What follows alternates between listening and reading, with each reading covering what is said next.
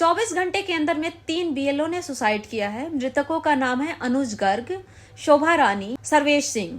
अनुज गर्ग राजस्थान के धौलपुर जिले के रहने वाले थे। शोभा रानी यूपी के बिजनौर जिले से थी और सर्वेश सिंह यूपी के मुरादाबाद जिले से थे। सर्वेश सिंह ने अपने सुसाइड करने से पहले एक सुसाइड नोट जारी किया जिसमें उन्होंने लिखा कि मैं जीना चाहता हूं लेकिन जी नहीं सकता क्योंकि मेरे ऊपर प्रेशर बहुत ज्यादा है।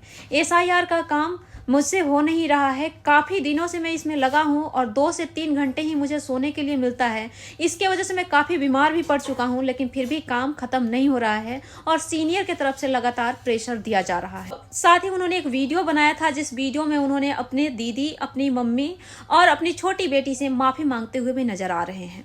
आए दिन बीएलओ सुसाइड कर रहे हैं। अभी तक 30 से ज्यादा बीएलओ ने सुसाइड कर लिया है लेकिन फिर भी इससे हमारे देश के इलेक्शन कमीशन ऑफ इंडिया और हमारे देश के प्रधानमंत्री को कोई फर्क नहीं पड़ता है।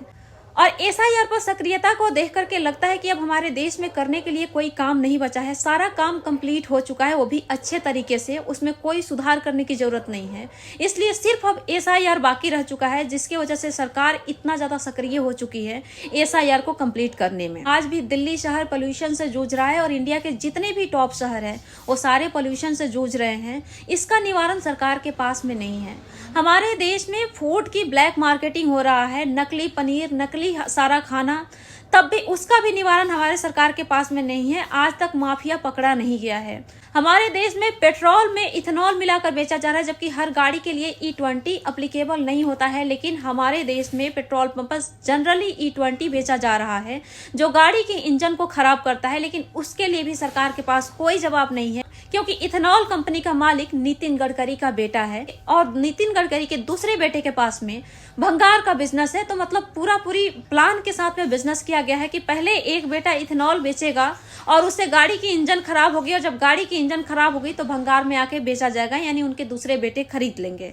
यानी पूरा बिजनेस कमांड एक ही आदमी के हाथ में दे दिया गया है। ठीक उसी तरह से जैसे बड़े बड़े बिजनेस का कमांड अडानी अंबानी के हाथ में, उसी तरह से इस बिजनेस का कमांड नितिन गडकरी के बेटे के हाथ में दे दिया गया है।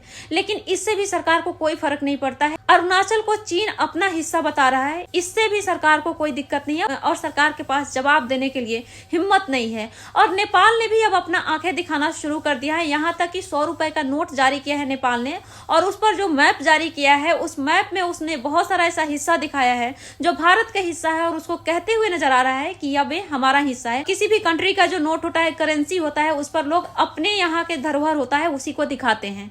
और नेपाल जब इस तरह से दिखा रहा है अपने मैप पर तो सिंपल बात है कि वो दावा कर रहा है कि ये हमारा हिस्सा है।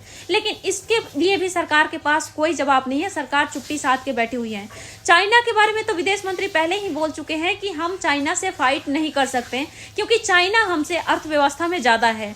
लेकिन अब देख करके भारत की हालात ऐसा लग रहा है कि अब नेपाल भी भारत से बहुत आगे हो चुका है और नेपाल का भी सामना हमारी सरकार नहीं कर सकती है।